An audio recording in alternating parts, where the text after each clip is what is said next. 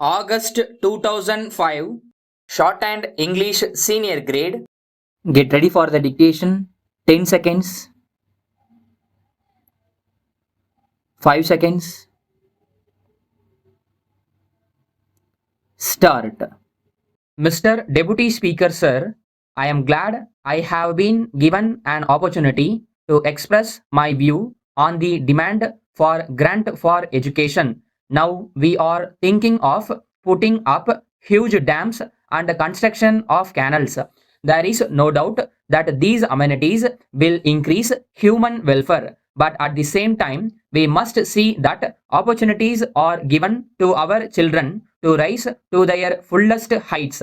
We have been doing things in a particular way all these years, and we think it is impossible to do them in any other way. But if we are serious about education for our children, then I think that the whole problem requires a dynamic approach. I must say that our education minister has been thinking in a dynamic way so far as certain aspects of education are concerned. In this country, I think that primary education should be the basis for all other types of education. I would like to point out that it is a big problem to tackle. I am glad that a committee has been appointed to go into the question of primary education in this state and to suggest ways and means of tackling the present situation. I hope it will make recommendations which will enable us to solve the problem of primary education speedily in this state.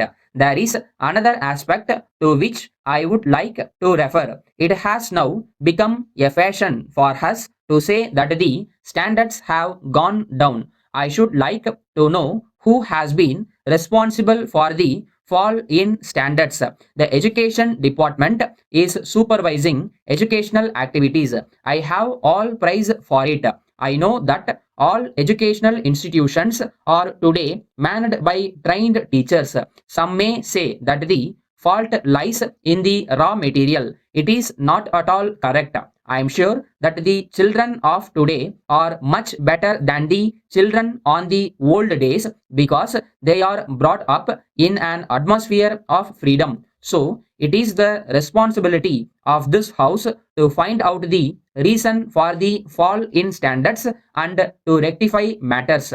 In the matter of education, I must bring to the notice of the government that there is a tendency on the part of private managements to think of education as a business proposition. I hope that the education committee will look into this also. So far as the municipalities are concerned, a large part of their income is being utilized for elementary education.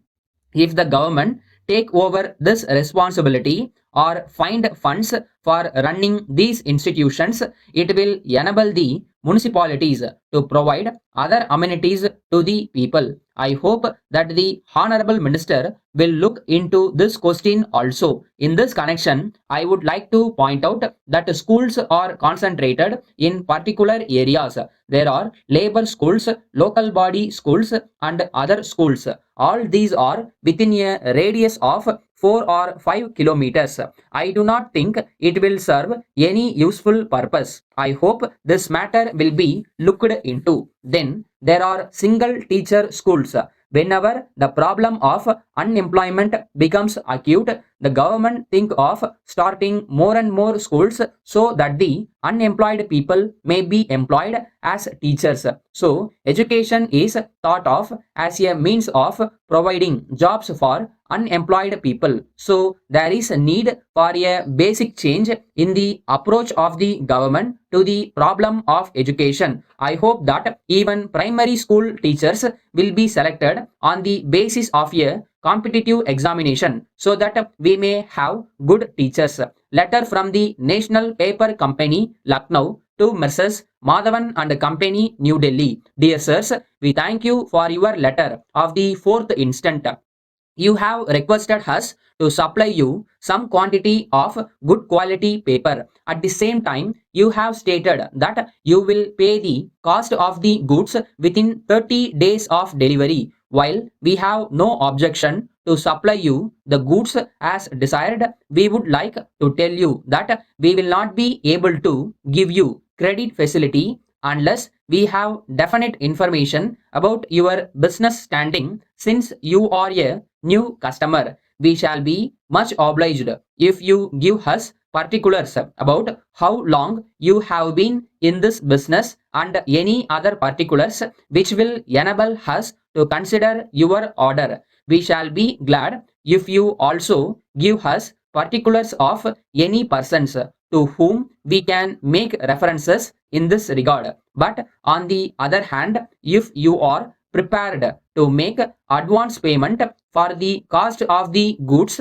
there will be no difficulty for us in complying with your order as soon as possible. So, it is a matter for you to decide and inform us of your decision. On hearing from you, we shall take a decision in the matter. We hope you will respond as early as possible so that we may take further action in the matter. Yours faithfully,